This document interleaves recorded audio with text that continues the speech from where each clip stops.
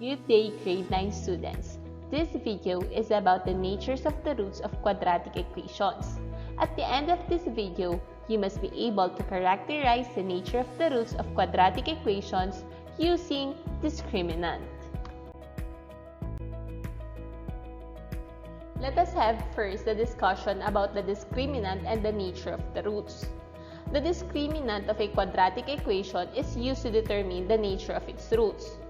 It is given by the formula d equals b squared minus 4ac, where a, b, and c are the coefficients of the quadratic equation in standard form ax squared plus bx plus c equals 0. I know na familiar kayo sa b squared minus 4ac. Saan nga ba natin ito nagamit? b squared minus 4ac ay galing sa ating quadratic formula na x equals negative b plus minus square root of b squared minus 4ac all over 2a. Yung nasa loob ng ating square root sign na b squared minus 4ac ay ginagamit upang malaman ng ating discriminant. Ang discriminant ang gagamitin natin para malaman natin ang nature of the roots. So, ibig sabihin, kailangan ang ating equation naka-standard form muna, naka-ax squared plus bx plus c equals 0. Then, identify the values of a, b, and c. Tapos, isosolve natin ang ating discriminant using the formula b squared minus 4ac para malaman natin ang nature of the roots. Just like what I have told you earlier, the discriminant is used to determine the nature of the roots. We have 4 cases here. First one, kapag 0, when our discriminant is equal to 0. Second case, when our discriminant is greater than 0 or positive and it's also a perfect square. Third case, it's greater than 0, it means it's positive but not a perfect square. And then the fourth case will be a negative integer. It means that it is less than 0.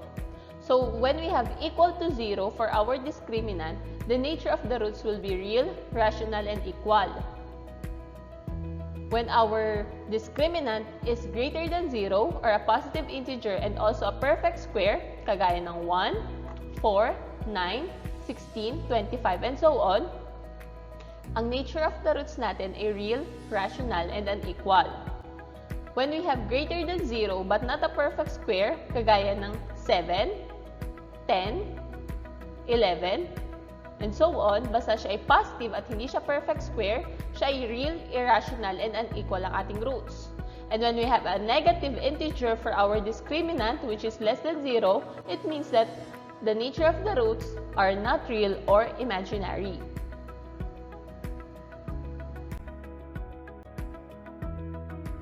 Let us have our first example. We have here x squared plus 6x plus 9 equals 0. The first step is to make sure that our equation is already written on the standard form ax squared plus bx plus c equals 0. Then, let us identify the values of a, b, and c. For this case, a is equal to 1, b is equal to 6, and c is equal to 9. Then, let's write the formula for solving the discriminant. We have d equals b squared minus 4ac.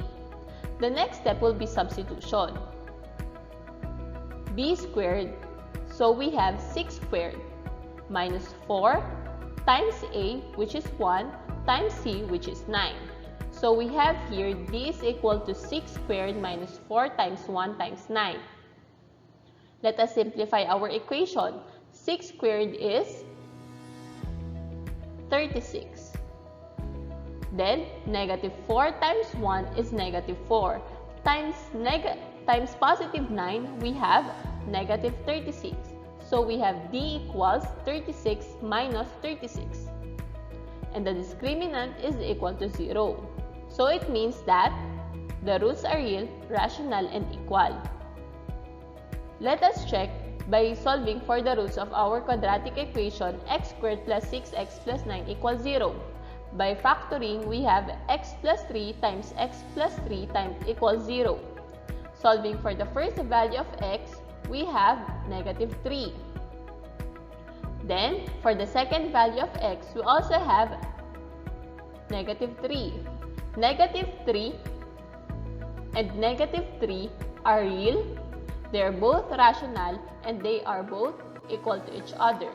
So it means that the nature of the roots of x squared plus 6x plus 9 equals 0 are real, rational, and equal.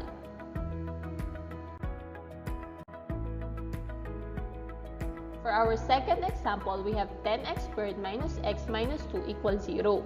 Since this is already written on the standard form, let's proceed on getting the values of a, b, and c. A here is 10, b is negative 1, and c is negative 2. Then, let's write the formula for solving for the discriminant. So, we have d equals b squared minus 4ac. Then, let's proceed to substitution. b is negative 1, so we have negative 1 squared minus 4 times a, which is 10, times c, which is negative 2.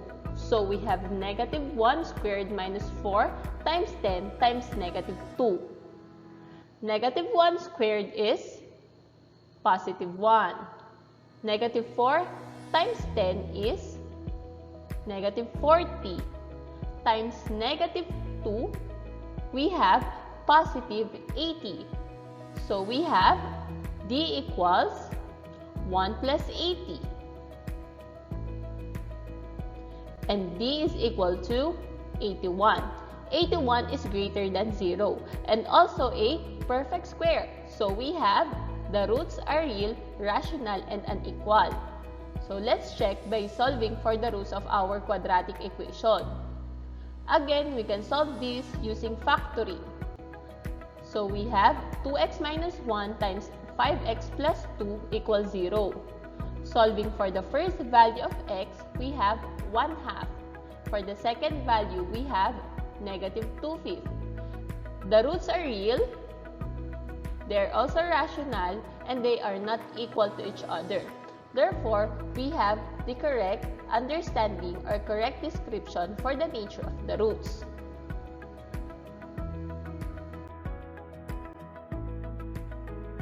We have here x squared minus 6x plus 7 equals 0. Since this is already written on the standard form, let's proceed on identifying the values of a, b, and c. A is 1, b is equal to negative 6, and c is equal to 7. Then, write the formula. D is equal to b squared minus 4 times a times c. Then, let's proceed to substitution.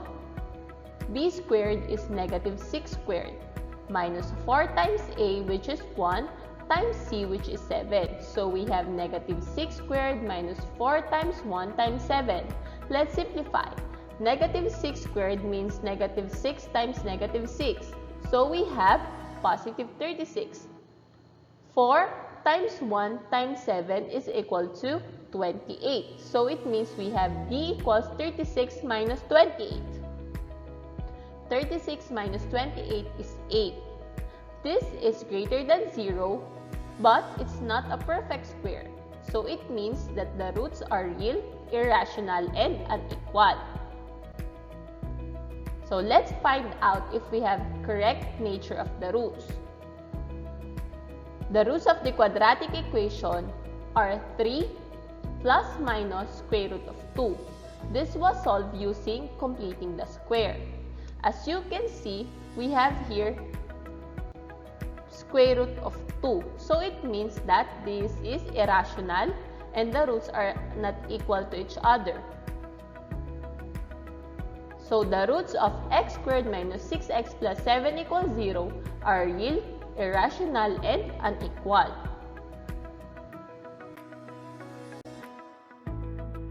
For our last example, we have here x squared minus 2x plus 4 equals 0. The values of a, b, and c are a is equal to 1, b is equal to negative 2, and c is equal to 4. Let's write the formula. We have here b squared minus 4ac. Let's substitute the values. We have negative 2 squared because b is equal to negative 2 minus 4 times a, which is 1, times c, which is 4. So we have negative 2 squared minus 4 times 1 times 4. Then, let's simplify. Negative 2 squared is 4. Minus 4 times 1, 4. Times 4, we have 16. So we have 4 minus 16. The value of the discriminant is negative 12. This is less than 0, so it means that the roots are not real or imaginary. So let's check. Using the completing the square, the values of the roots are 1 plus minus square root of negative 3. Just like what I have told you before, a square root of a negative number means that the number is not real and it is imaginary. So, the roots of x squared minus 2x plus 4 equals 0 are not real or imaginary. Thank you for watching this video. For your questions and clarifications, you may ask them during the Zoom meeting or you may send them on the class group chat. Good luck and God bless you all.